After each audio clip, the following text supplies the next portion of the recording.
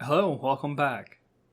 Glad you could join us on our last video in the Black Hat Python series that I'll be doing. And if you're a new visitor, welcome to the channel, and I hope you find this video interesting and you would like to subscribe and like. Maybe share a comment down below on what you thought about today's video or something you might like to see in the future. As I said, this will be the last video for the Black Hat Python book that I'll be doing. Not because we're running out of material, we reached the end, there's still several chapters, but I believe after this one, I've done a pretty good job of showcasing what you can expect in this book, and that if you're interested in it, stress that you go out and get a copy, physical or digital, to support the author. It's a really good book, has a lot of good information, and I've seen some quirkiness with the code. That's to be expected from time to time, from the time when you originally wrote it to when it got published to when I'm doing it. Things change, but it's also a good practice for you as to get better in your coding. Is to kind of work through those little errors that pop up from time to time. So with that, let's get over to the terminal and let's check out some of this code. Okay, so here we are. I've got this one terminal up where I'll show off the code. I have this other one here where we'll actually run it. Okay, as you see here, we've got three examples we're going to be working through today. This beautiful soup 4 example, scanner example, and the one we'll be starting off with, this URL lib example. Now, these two files, when we get to the scanner, I'll talk more about them.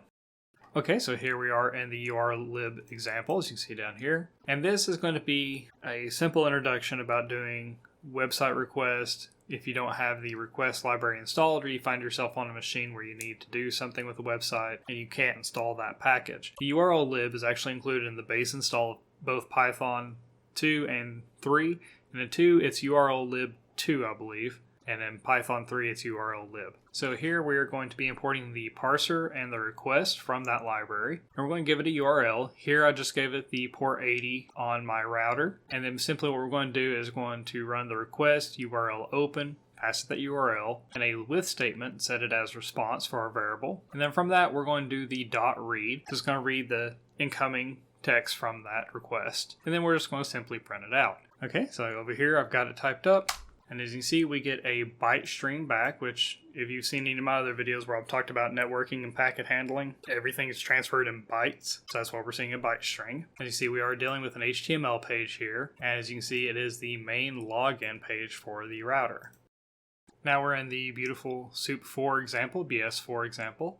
And for this, we're going to be importing from BS4 the beautiful soup as BS. And what beautiful soup is it's a HTML parser or website parser that allows you to break a website up when you request it and search via tags or information, make it a lot easier to kind of gather information about the website. And to get that website, we're going to be using the request library. And if you don't have this installed, it's simple.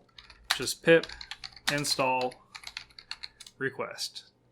Run that and you'll be good to go. So here we're going to be using the HTTP port 80 of bing.com.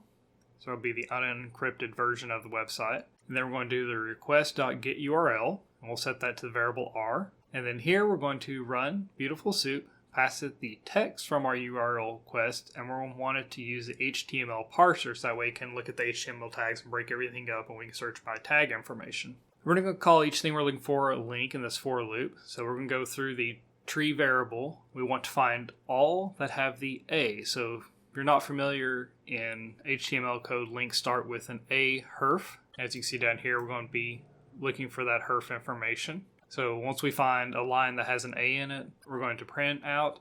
If it has href information that we can pull, it will print it, and then it will show us what the actual link text is. Okay, let's run the code over and see what we get. So you can see here, we don't get any href information, but we do see there's a link for a sign-in and for rewards. Okay, real quick before we jump into the last example here, and the one's a bit more detailed, and I think is a really great example that he included in this chapter. Let's talk about this target file. In his examples in the book, he uses this to scan a WordPress site.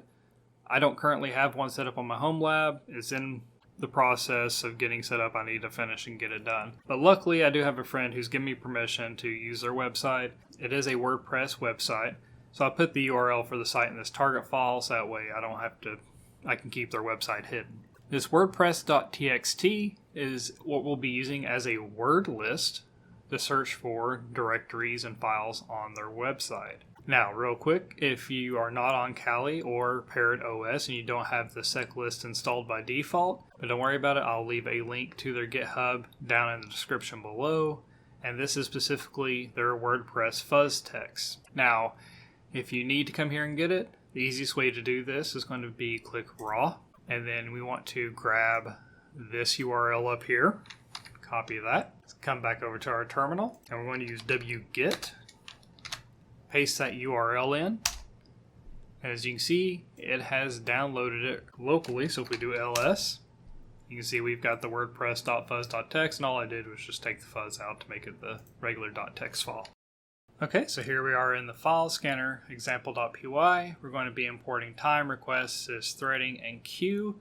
A queue is interesting. I've just recently started playing with it. And basically what it'll allow us to do is it makes a list, but kind of not in the way you normally think about it. Kind of think about it more as a stack of strings instead of like a list.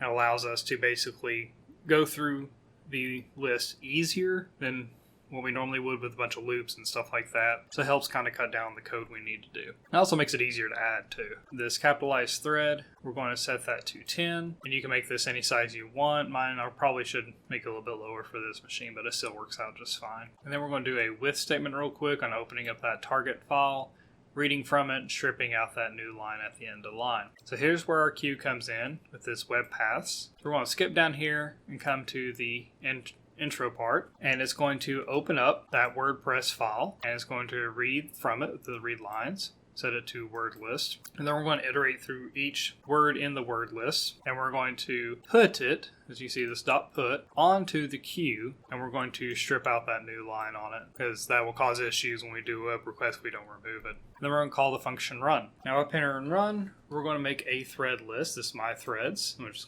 set it to as a list. And then for each of the threads we want to make, in this case 10, we're going to print out spawning thread, and this shows 0 through 9. And then we're going to tell each thread that its target is going to be the function test remote. And then we're going to add each thread to our thread list.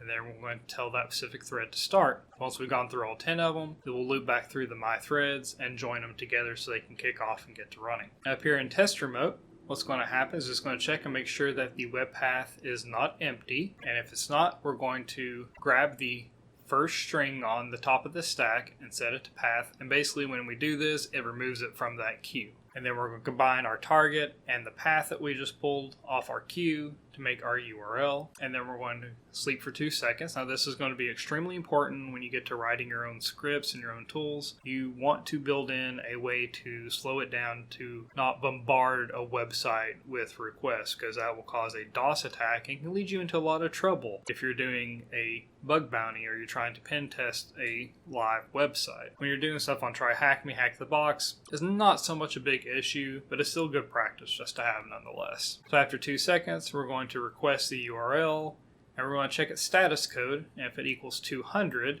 we're going to print out found, and I'm just printing out the path instead of the full information so that way I can keep the website hidden. Okay, so here in my other terminal, we're going to get ready to run this, but before I do, remember we're using threads in this, so I can't just simply use the Control-C to kill it because that's only going to kill 1 of 10 threads. So let me split this real quick. And down here, what I've done is I've set this ps-aux and look for Python threads that are running. And I'm going to specifically look for the one that's running this scanner example. Actually, you know what? We can just do that and it'll be a lot easier to find. Oh, get out of here, terminal. So let's get this running. And after it runs for a second, I'll come down here and issue the kill command to stop the process.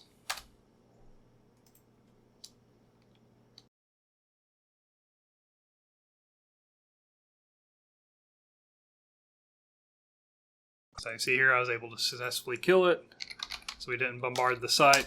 And looking back here, you can see we've got the spawning threads all the way to 9.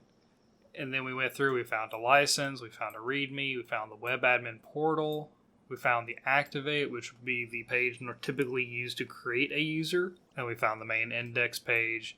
And we started finding things within the web admin folder here. So as you can see, it's an extremely useful tool. And yes, in reality, it does similar things to like what a lot of fuzzers tools do that I'm going to be making a video about here soon. But it's kind of neat to be able to create your own if you're in an environment that you can't download and install these third-party packages. I really hope you enjoyed this simple run through of the Black Hat Python book and some of the code examples.